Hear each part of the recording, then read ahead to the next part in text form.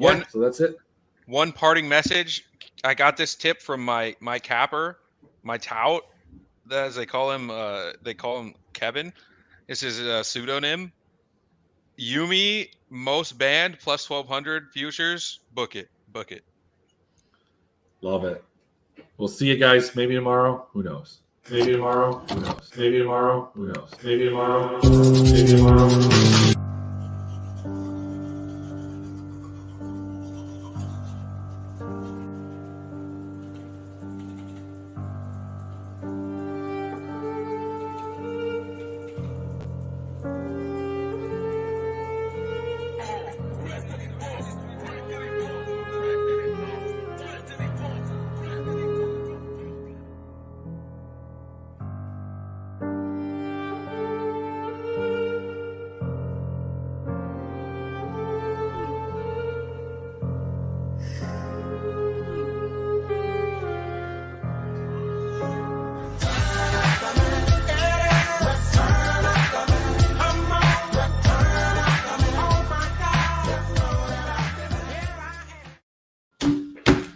We are back. What up? What up? What up? It is the official launch date for the LPL. The Shark Cove is back. We had some best ball previews last week, but we are back in the mix. We're ready to go. And what kind of show would it be if I wasn't joined by my number one homie, Mr. Moose? What's going on? What's going on?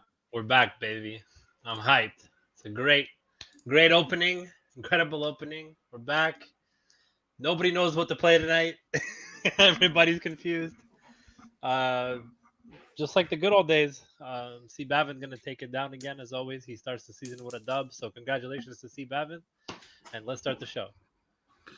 All right. Well, Moose, we are back. And look, when I looked at this slate, I looked at it, days ago, weeks ago. I knew what the opening was going to be. As soon as the schedule came out, I saw we had a 3-gamer. And that's exciting because typically it takes the LCK a little bit of time to get booted up and get going.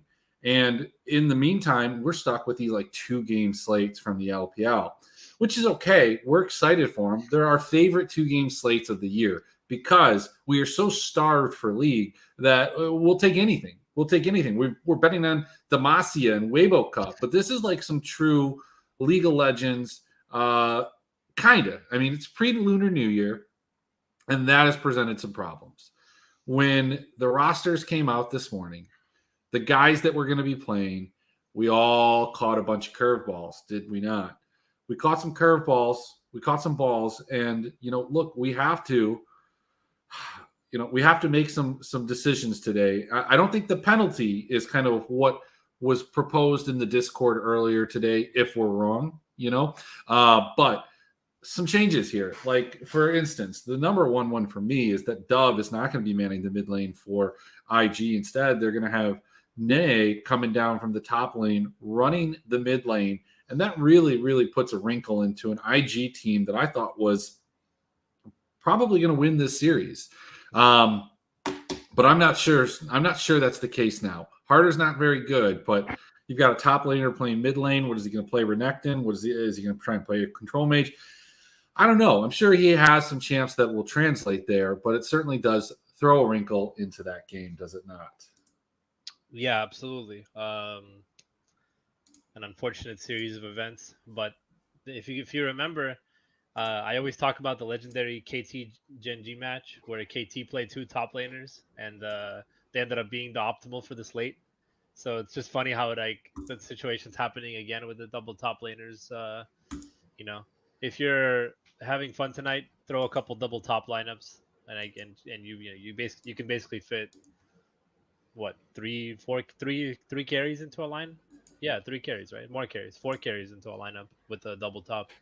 So well, I mean, is YK, is that guy? Yeah, oh, he is available. Okay, yeah, I see. Yeah, he's available, so you can play him. You can also just play Nenny up top as the top and abuse that slot.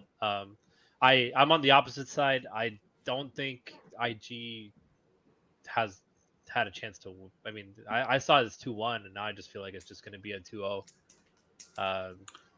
I I don't know exactly how integrated Gideon is going to be into the lineup, and with the Dove issues, I really don't see this being an interesting matchup anymore. The line has obviously swung. It was 50-50 this morning, and now it's anyone's legend minus 150, which is at this point an obvious bet, I think. Well, let's not hop into that game right too fast. Let's go ahead. We started the convo. Well, look, we started the conversation. I didn't introduce lines. I didn't talk about betting. The first game is the game that we need to talk about, Moose. It's the game that starts this all off.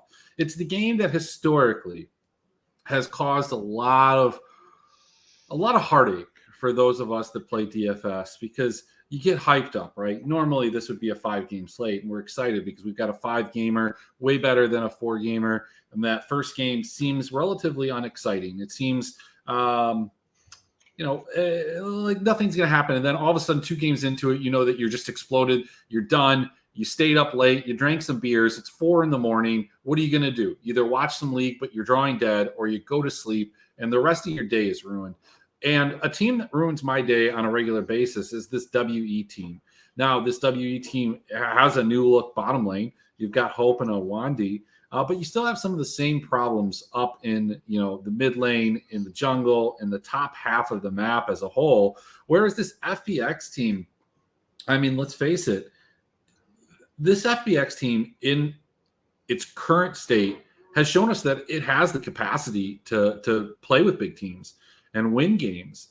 Jalahu, or however you say this guy's name, the top laner, I think is arguably better than who we thought was going to be in Fearness. I think he's arguably better than Summit at some points, at least for fantasy purposes. There's a lot of continuity on this FPX team, and this FPX team right now is minus 115, along with Team WE minus 115. Let's face it. Look, Hope is good, but Hope was on JDG last year, and I think they made him look a little bit better. Speaking of JDG and people that love Hope, we've got Kevin over here. Fucking Kevin. Why is Kevin here? Oh no, the show's ruined. First episode, we're already tilted. Well, Moose. So tell me, FPX. Team WE, I mean, I felt like this was a spot that I was going to attack one side or try and actually get a little action on both sides. But now that it feels like the other 2 games are pretty clear cut, I mean, that strategy is still there. But do you want to take a stand on this side? Do you want to take a betting stand on this side? And then, furthermore, from a DFS perspective, where are you leaning? I think that there's some really good underdog bets in this. I think there's some really good prize pick bets in this one. This is probably my favorite game for those because being that the odds are as even as they are, it's hard for these guys to, put together good, solid, disgusting lines for it. Okay, so let me just break down some history for you on why this is the dumbest line so far. It's the first one. There's a first one, and I think this is the dumbest line of the year. Okay. So, how do you pronounce the FPX? Hawaii? Can I just say that? So Hawaii has. Hey yo has. I don't know. However you pronounce the FPX. We'll find out tonight, right? We'll find out tonight. He's already 3-0'd the WE jungler in the LDL playoffs this summer. He's 3-0'd him. Lele is coming onto the team off of FPX Academy, who won the LDL playoffs. These guys are gonna destroy WE. I really don't see how WE steps in here and wins. I know everybody's saying they have Hope now, they have Awandi. I feel like their performance in the Demacia Cup kind of speaks for itself. They went 0-2 against IG, and I don't really think that the line is right. I mean, it just feels like this line should be FPX minus 160, minus 170. So I will take the minus 115 on Bovada. I will take the minus 103 on Bet Online, and I'll run with it because this just feels like a solid FPX performance waiting to happen. WE's best chances are probably going to be through, hoping that they can survive the early game. They got, their best advantage is probably BB is going to be able to actually play with Jalahu, which is fine. But I don't know if the rest of their team is capable of remotely being intact when it comes to playing against FPX. This is, of course, we're talking about LDL stuff, so things can be different. But from where I see things, I thought I'd come in here and gauge opinions because I feel like FPX is just going to dumpster. What do you think, Kev? I like WE here. Oh my God, bro, I'm done, bro. Come back. No. For what it's worth, WE did open plus 125. I bet them when they were plus 125, so it's come down a lot. So it was probably in that minus 165 range that you were talking about. Oh God. It was at that, but this is a Shanks meta. Like this is a Shanks meta. It's what is a Shanks meta? The Shanks meta is Rise, and Rise is going to be a very big pick in the LPL. And I watched like 2 games from the Demacia Cup. They did get 2-0'd by IG, but that series was That's really the good. only 2 games that they played, right? Where the 2 games. I thought they played one other. I thought they played another series. No, they got the walkover on LNG because LNG decided to. Did LNG they got FF? they got the walkover against somebody. Kevin's been watching the scrims. He likes the scrims. Yeah. Yeah, I don't know. I guess that was the only one I saw. I watched that series. So I mean, I just don't understand. Like, so you watched them get 2-0'd by an. I watched them get 2-0'd, but they backups. should have won one of the games. So okay, okay, so they should have won, guys. They should have won one of them. I'm not sure what you watched that and is allowing you to extrapolate like this. FPX is shit. Oh, Their God. AD carry is like 35 years old. I have no. Who are these rookies? I don't know. Jace isn't meta, so as Zhao Lao Hu is not good. So and this. So you're this saying guy, when the next patch hits, FPX will be good. Whenever Jace comes back, we're looking at Zhao Lao Hu captain, baby. Let's go. Well, look, Jace just got some buffs, man. He just got some buffs, but it's not going to be active here. So we are kind of split on this. The show looks like Kev likes Team WE. He says he got him at plus 125. I'm not sure that I believe that because I don't remember seeing it ever at that. I think FPX rolls this game. I'm with Moose here. So we are going to endorse FPX. Moving on to the next set of lines. I think this is a place where me and Moose are definitely going to have some level of disagreement. I think that this Anyone's Legend team is absolutely garbage. I don't understand where this love affair is. Like, yes, 3 years ago, a different set of players on this team were really fun for DFS, but they couldn't win games. They weren't even fun to play. You motherfuckers rostered them. You know who I'm talking to. You rostered them day in, week out, and you never won. None of you ever got even on this team. But you still stand for this team. And this team was absolutely atrocious last year. Now, in the summer, they gave you a little tease. They got all the easy cupcakes in the beginning. They managed to win enough of those games that they seem like an absolute lock to make the playoffs. But then what did they do? They ran into some good teams, and they lost every single series to miss the playoffs. This Anyone Legend team is not good. I was absolutely ecstatic to play this IG team, but this switch of Nene into the mid lane really kind of throws some things for a loop. Now, this YKSM guy, Kevin, I did some research on him. I don't know how much you've done, but this guy played in the PCS. His champ pool is Camille, Fiora, Jax. That's it. I mean, he plays some other stuff just like anybody else does, but this guy is a split push master. So what better way for a team that is down their mid laner, is playing a transitioned ADC into support than to have a split push Fiora game where Fiora is still absolutely meta because those nerfs haven't hit. How does that sound to you, Kev? I was on board with I was all over IG. I built last night and I had a lot of IG, and then I woke up this morning and Nenny is the mid laner, and we've seen this before, and it's been a disaster. Like, and a player like Nenny, he's kind of like the split push guy too. Like, he plays a lot of Camille and shit like that. So, like, what the fuck is this guy gonna play mid? Renekton. Yeah, that's the only thing I could think of. That's literally the only thing I could think of that he would play mid. Renekton, maybe a little I have set no mid, idea. you know? Yeah, so something like that. So when I saw Nenny was in, I withdrew a lot of those Invictus Gaming teams and switched them over to AL. But originally I did have IG as well, and then I saw that this morning. But I don't like the top laner swapping to mid. I don't think Nenny is very good to begin with, and so He is playing across from Harder, and let's just be honest, Harder's not very have we good ever seen either. Harder play before? Like, I feel like I have. the only time I've seen this guy play is sometimes, right? Give me a second here. Not I Betty, feel like we Ford have. sometimes. How much worse could Nenny be than Dove? A lot worse. Dove is good.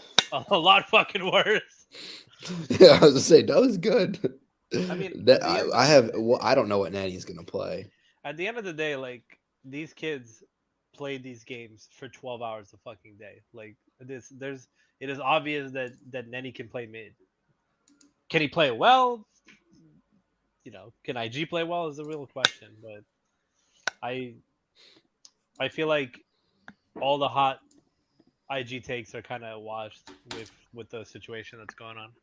Let's see what Nenny's. Yeah, I mean, I most guess, like, played champion is The problem that I have with it, from at least just this betting perspective right here, is that like plus 115, I don't Can't think we're take getting it. enough value. Yeah, I mean, Oh. they were like minus 110 before the news.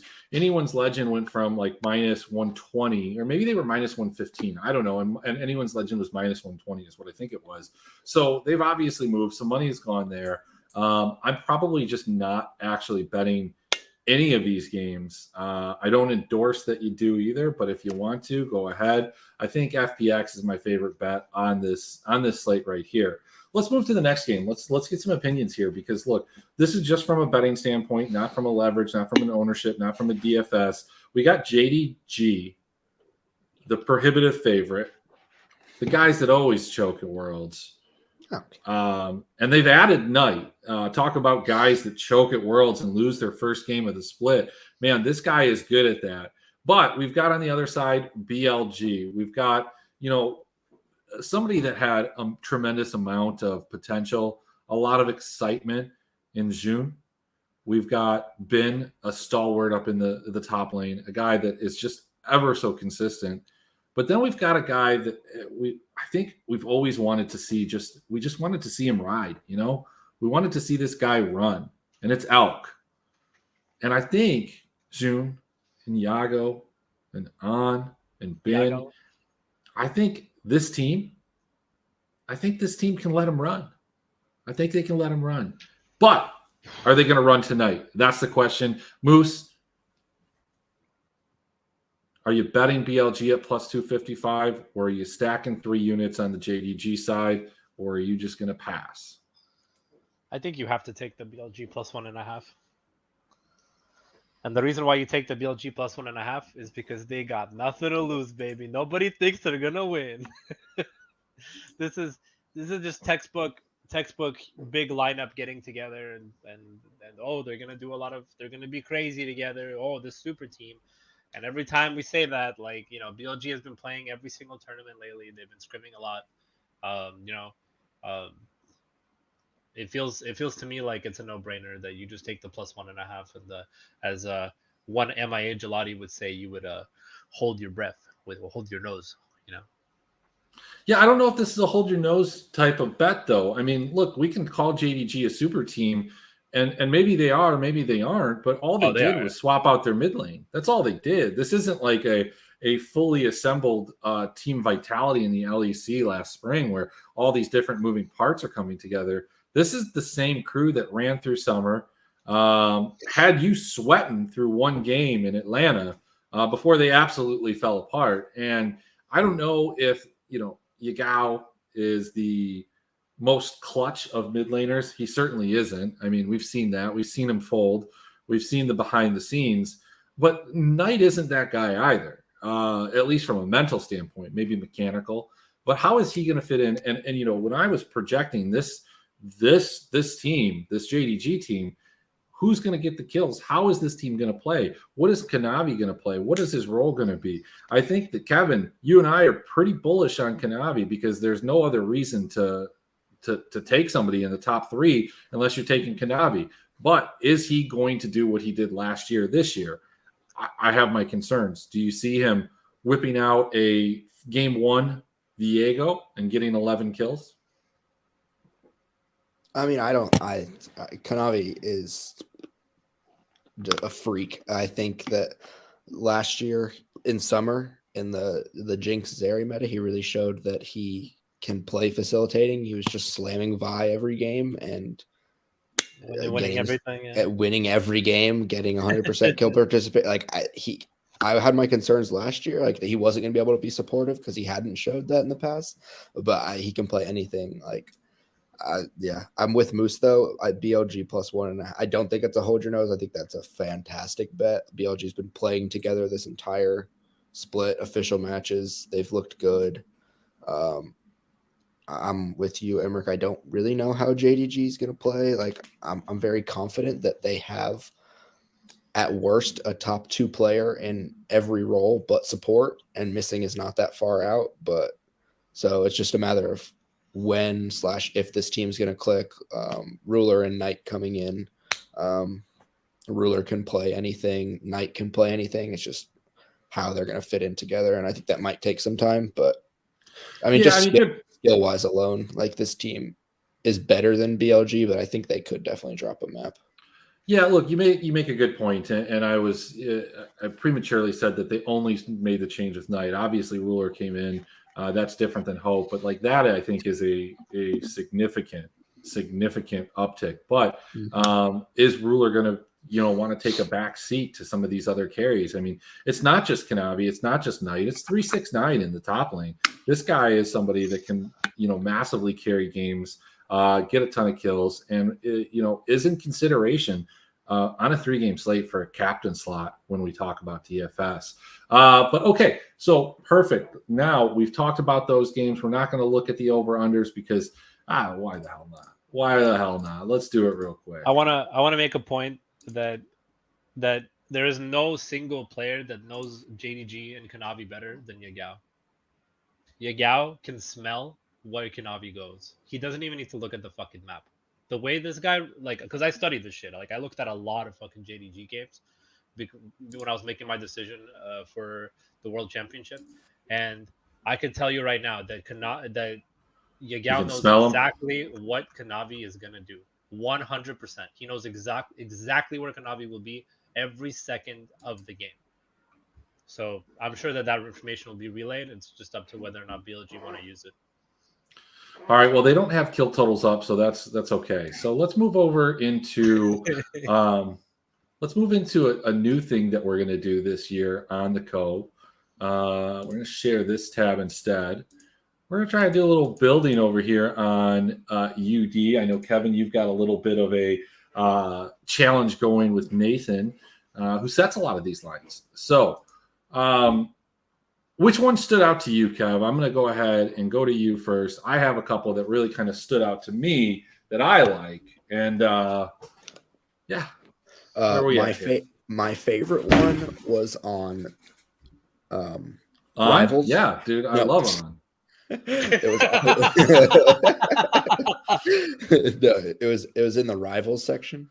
Okay. So it wasn't actually in these. It was in the It was Yagao +1 kills versus Bin. That was my favorite one on the entire slate. Okay. I'm not a fan of that one, to be quite honest. One of my favorite ones is actually here. So I'm going to give you one. We'll post some in the chat later, but the one that I like the best, I'm going to get your feeling on this, is my boy Knight here. He's at 8.5 right now. He was at 8. I got him at 8 kills. I took the higher. I'm obviously assuming JDG wins in doing that. But if you go over to their rival site and you go over to Prize Picks, and we go take a look at what Knight is at. I think Knight's at like 10. So you're getting you were getting a 2-kill cushion.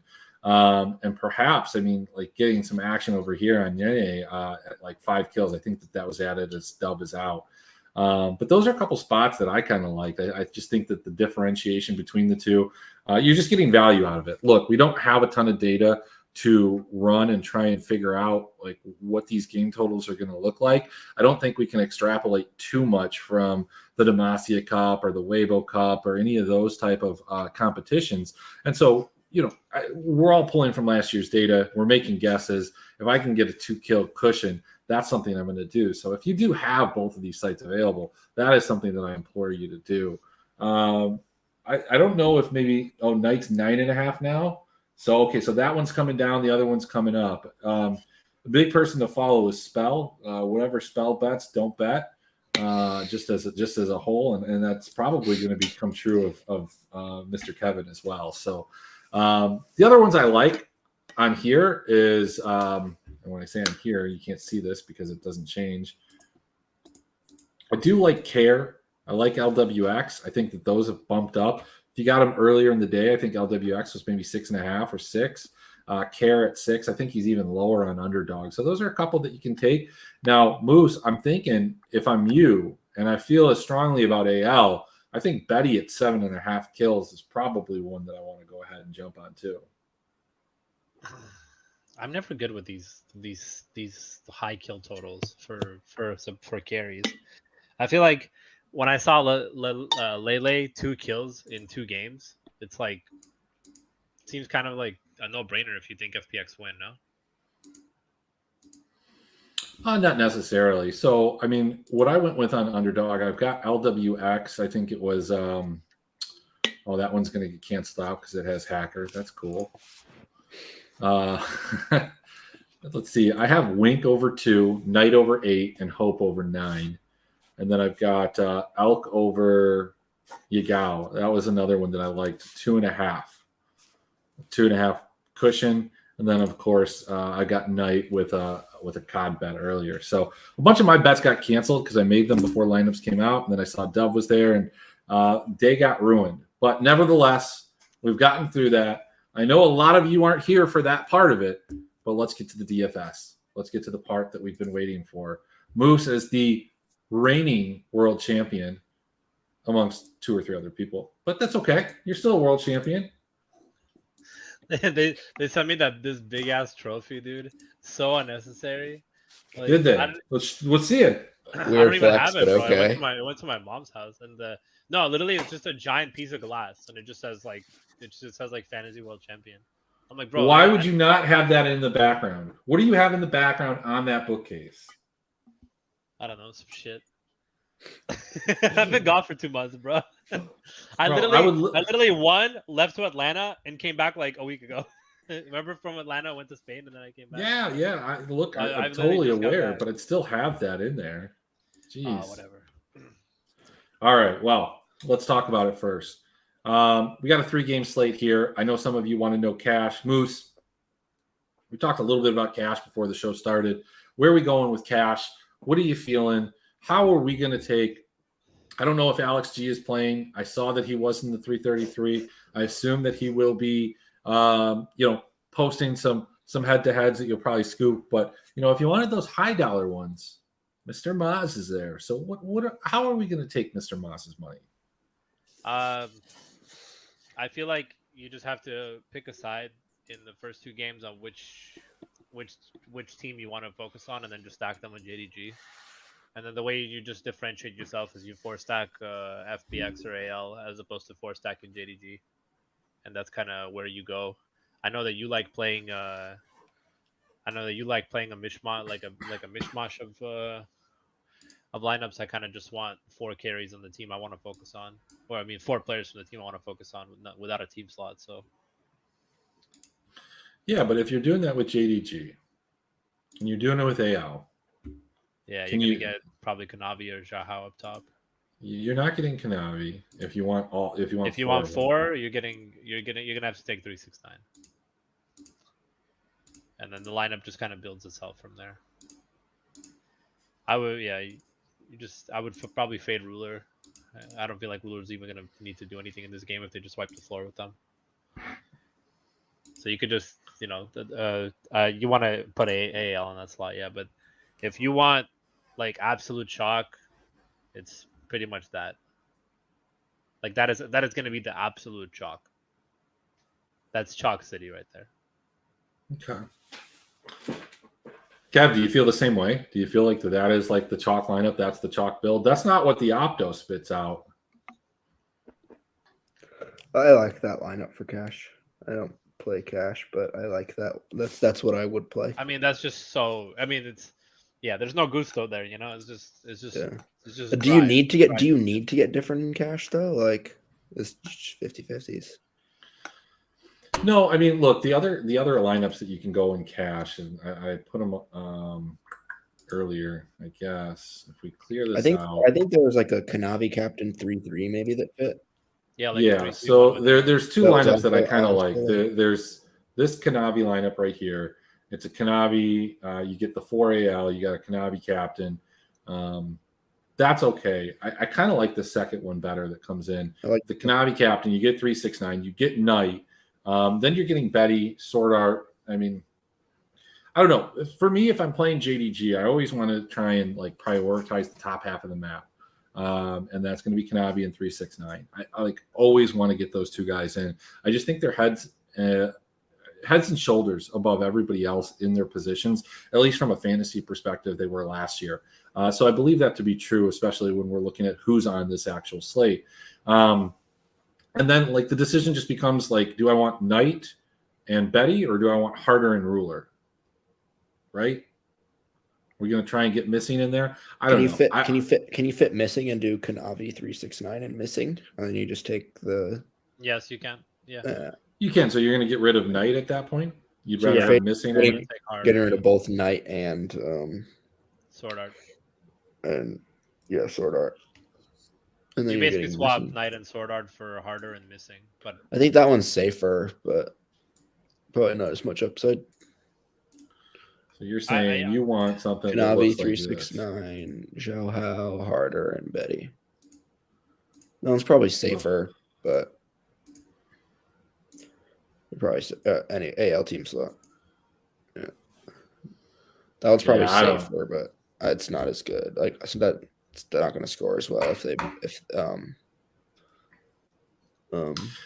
Yeah, I don't know. I don't know about that. I'm not on board with that. So I can't co-sign that with you guys. I like the Kanavi captain. I think the 369 captain is pretty sharp too. Those are your kind of two options. I don't think there's a lot of other things that you need to do in cash. I mean, if you have a hard lean FPX or WE, as much as I think FPX is going to win that series, I think that's a better team, and I think WE is just a complete dumpster fire. Let's look at turn. FPX is not that far from that. Like, I just think that they're, a step ahead. Not many more than that. So, yeah, I mean, it's tough. In terms of like when we're talking about large scale GPPs ownership, I think far and away JDG is going to be number one, right? Like, I mean, because when we're talking JDG with these other guys like FPX, you can do a Kanavi captain there, sure. I don't know why that comes out, but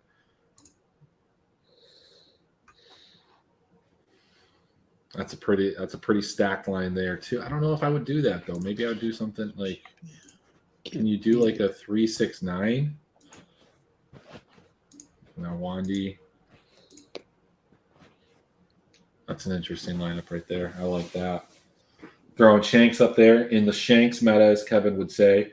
Going with 369, Kanavi, Knight, Ruler, dropping some Iwandy, and then putting some Team WE. So if you're a WE, lover, like my boy Kev here, then maybe.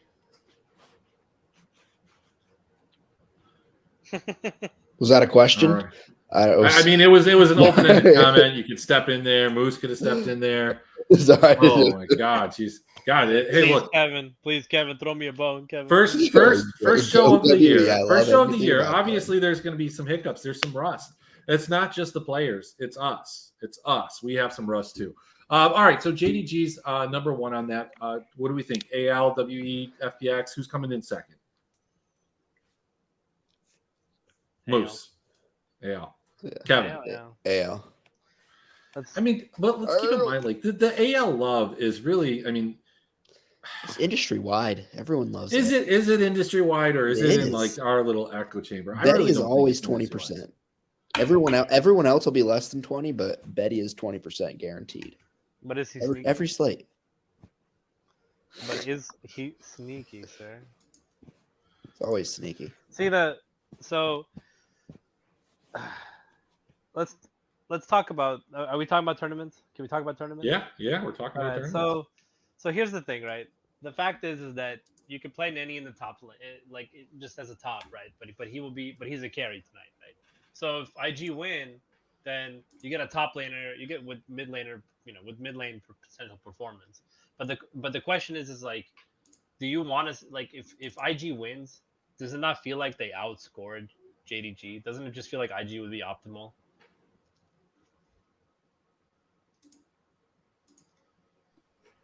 I think it depends. I think it's very reasonable that they just get completely blown open in one game, where Nenny goes like 0-7, and then like they just destroyed like 25-2 or something, and then that's like gonna really hamper their slate breaking ability.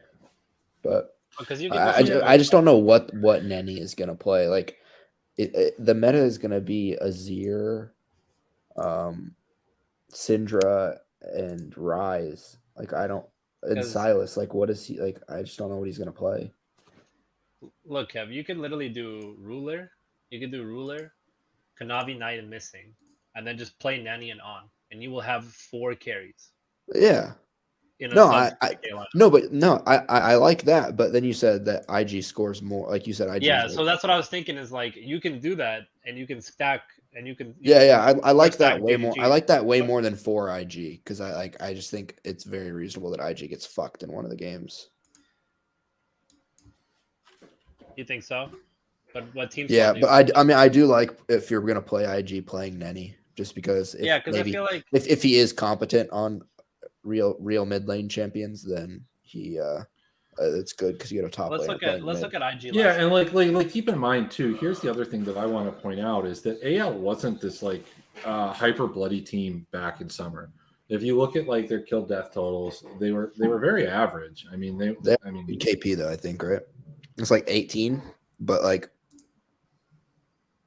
it was like Betty, Forge, and Zhao Hao were all like a part of every single kill. cannot believe that they've changed this. I used to be able to change around screens and it would change the screen that I was sharing. I can't do that anymore, so I'll have to play with that. That's super annoying. I don't understand how that would be something that you would script in. All right, so let's wrap this up. It's a 3-game slate. We went through some bets, we went through some prize picks, we went through some underdog, and we went through some DFS. Moose, give me 2 things that you feel pretty confident on this slate, whether it be a bet, whether it be a prop, whether it be a DFS kind of spot where you're going to put your flagpole. I was going to say pole, but that was going to be kind of erotic. Yeah, so your flagpole. Yeah, I think FPX, especially on Bet Online at -103, is a no-brainer. I know that Kevin says it's a Rise meta, but I just don't think the W have it down yet. So for me, it feels like getting almost even odds on a team you feel is going to be better is just a must slam opportunity. Absolutely, you can stay up, you can watch that, and if it hits, you can celebrate, you can continue watching, or you can go to bed if that kind of ends your night. Kev, yes, bet, prop, whatever, you tell me. That prop, Yagao +1 kills over Bin. Free money. Well, what's your second one? What are you putting that with? What am I pairing that with? Yeah, what are you pairing it with? I believe that was Shanks -0.5 a kill against Nenny. No, Harry. What's the jungler's name? What's the WE's jungler name? Henry? Yeah, I believe so. You have it on the screen. Wait, look, go over to junglers. No, I don't think they have them in it. What's the WE's jungler's name? They don't have it in there. Oh, But yeah, His name is Henry. what's Hang, right? Hang, yeah, him. Hang. Shanks knee. minus half against him. Pairing it with, we're taking Nathan down tonight. Thanks, guys.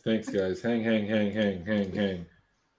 Oh, look, there you go, Kev. There you go. What? I don't I think took Spell that same one. ever Damn hit. right, Yeah, Spell. Let's go. We need to Spell find has out. We need to never find out who hit- forced without's on. Get on some of those bets. Can I pay for his? How do I pay for his premium service? He hasn't announced it. He's going to have a website. Let's but he hasn't go announced it first. yet. All right, What yeah. else we So I'm got going to go this with Moose. I'm going with the FPX here. I think IG still pulls the upset. I think you should play some IG. Don't hate me when BLG IG is the combo. It was right at the beginning of the week. It's right now. That's it. We're going to go ahead and play this video in case you missed it, in case you joined in late. But we'll see you tomorrow. Same time, maybe a little bit later. Same place. We got another 3-game slate. Hopefully we're not throwing a curveball with some starters. Let's go out there and win some money. So that's it. One parting message. I got this tip from my capper, my tout, as they call him Kevin. This is a pseudonym. Yumi most banned plus 1200 futures. Book it. Love it. We'll see you guys maybe tomorrow. Who knows? Maybe tomorrow. Who knows? Maybe tomorrow. Who knows? Maybe tomorrow. Maybe tomorrow.